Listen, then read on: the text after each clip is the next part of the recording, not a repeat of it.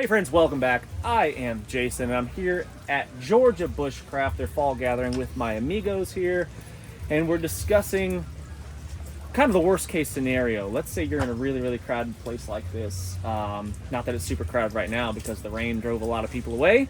Sissies. But anyway, we're still here. We're going strong. Really crowded place. Like, for example, last night, if you were over here in front of the stage, there was, I don't know how many people you think were over there. Hundreds of people, all in one really tight group.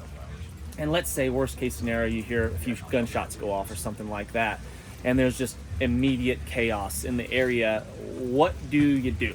All right, so my 2 cents, you need to have some sort of plan ahead of time, because if you don't have some sort of plan with your loved ones, then that's where the problems come. If there's no communication, you don't know where to meet up, you don't have something ahead of time, it's too late. That's my opinion. JJ, do you have anything to say on that subject there? Yeah, no, you hit on a really important subject, which is having the plan before it actually happens. If you don't have the situational awareness, and your children as well, like you're talking about with your family. I mean, I can tell you a story that kind of relates to this. I have a buddy, he's super into being prepared, and an ice storm happened, and he had all of his stuff in his vehicle, but he had his newborn baby, he had his wife who was in her flip-flops, and he's got 2 kids in the back seat, and he doesn't have enough stuff to take care of his family, and he's calling me like, what do I do? He's 6 miles from home. It's the same kind of scenario with this. Like, if you don't have that plan with your family, they're not trained in active shooters, right? I want to call it that. And a lot of it too is based on experience and knowing a little bit about a lot, right? Like, okay, you hear the gunshots. Number one, I mean, the gunshot itself, where did it come from? It's really hard to tell. Right? And what's your first instinct when a gunshot goes off? Yeah. Everybody always wants to duck, right? Well, what happens when the crowd plows you over? And our kids are already little people. Yeah, the little people, and they can get pushed around. So, I mean, right now, if I heard that, I mean, my first instinct would be to pick Sage up and run. Yeah. So where do you run? Yeah. Because there's a difference in cover and concealment as well. So, for me, it's going to be probably by this truck right here. If I just heard a gunshot, and I'm not going to be at the back of the truck. Yeah. I'm going to be at the front of the truck, and why? Because the engine block, right? Yeah. And I'm going to try to take her with me. Now, at that point, you got to make a decision, because you're only going to have a split second. Yep. You can't save everybody. Right? And so, hopefully the people that are around you, they'll follow you as well. But there's really no place for a cowboy, because, I mean, the number one thing is you got to get off the X. Yeah. You got to create distance. Yeah. And the thing is, you don't know how many gunshots are going to follow. Yeah. Either. Yeah, no idea. Right? You don't know what happened. And what are we seeing in the news here lately? Yeah. People with ARs, the black guns, are running around killing everybody. Yeah. God knows how many rounds of ammunition that they've got. Right. So it's not over just because you hear one shot. Sure. And there's going to be a period of confusion where you're going to have to figure out what is going on. Right. And your worst enemy is not just the shooter itself, but the other people that are involved in the scenario. Sure. And so it's obviously based on the scenario itself. Right. Where are you at? What's the environment? Yeah. What's the situation? At that point, hopefully you're armed. Yeah. Okay, and you can be at the ready. Sure. For it. But I don't think people will talk enough about the logistic nightmare that comes after. When the police show up? Yeah. Right. Well, before we get to that, which I think that's super important, so this is real stuff that I try to teach my kids. When we come to places like this, whether it's inside or outside's a little bit more forgiving because there's more options to get away from danger. But I say, this is where our truck is parked, and this is our rendezvous point. If anything, hey, my camera lady showed up. Fantastic. Nice. If anything should go down, a really dangerous situation where you feel unsafe, run, make yourself small, hide, be still.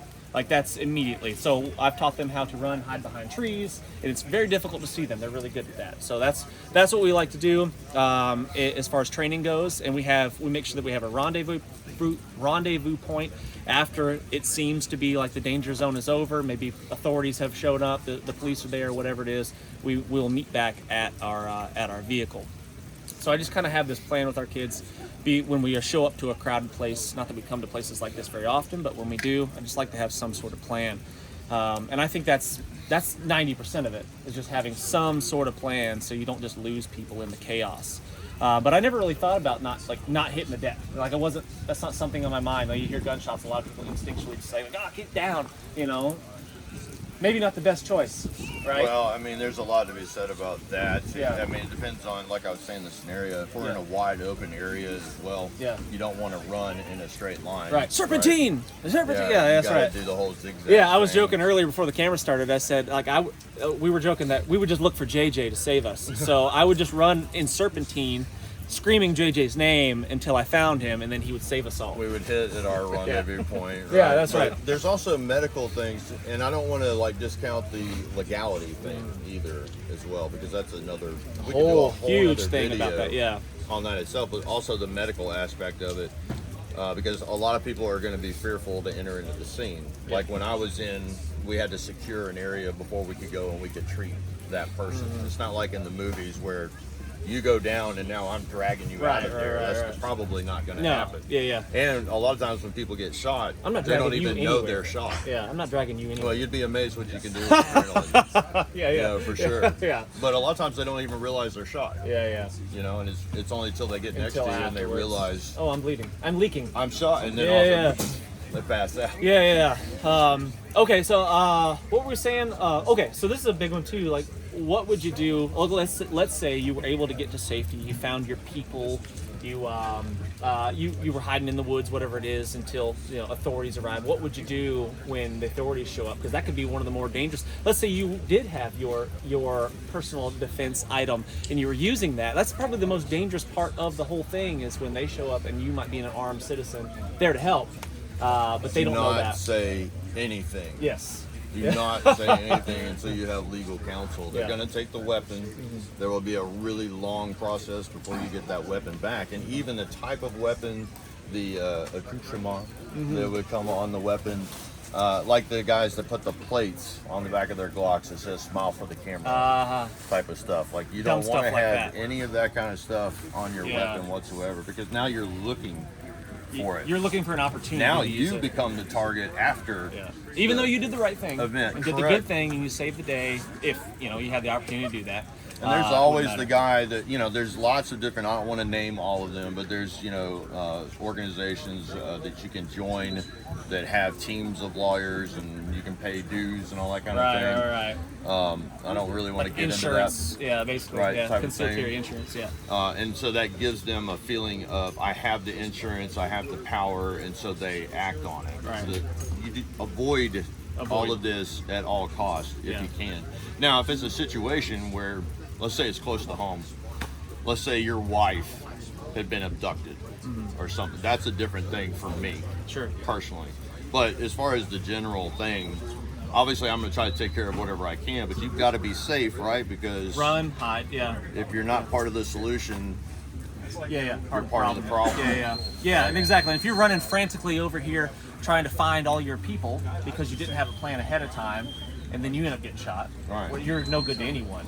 So having that plan, run, hide, fight if necessary, but run, hide in a situation like that, because it's just too chaotic, too many variables. It's like, it's that saying, a fighter never looks for the fight comes to him. I mean, it's that kind of mentality. That's what I'm trying to say. Yeah, that's interesting stuff. But anyway, in an effort to not make this video go too long, what I would love to hear in the comment section is like some of the plans maybe that you've gone over with your family and your friends in situations like this. Do you have a plan? Is it even something you've even considered? Let me know in the comment section if that's kind of on your radar. If it's not, I highly suggest that you have some sort of plan. And seek out stress inoculation. Like if you haven't trained an active shooter, which is all scenario based, and there's so many different types of scenarios that you could have as well. And your decision making abilities go way down. Are real life examples that you can mimic. Set up that kind of thing, and then see how your family reacts to it. That's good stuff. Awesome. Anything else to add? I would just take the stone. Yeah, that's all you need. And David and Goliath, that guy. Right in this friggin' melon. Right, yeah. Anyway, thanks for watching, friends. The thumbs up, the clicking, the subscribing, do the stuff. See you on the next one. The Sawyer Mini is the most versatile personal filtration system available. It's a perfect solution for backpacking, hiking, hunting, fishing, scouting, international travel, and emergency preparedness. At a mere 2 ounces, the Mini fits in the palm of your hand and can filter up to 100,000 gallons of water from any freshwater lake, river, or stream. The Sawyer Mini has a 0.1 micron absolute pore size. It was tested to 10 million parts of bacteria and 1 million parts of protozoa without a single breakthrough. This is the highest level filters can be tested to, so we're confident these are the highest rates of filtration available.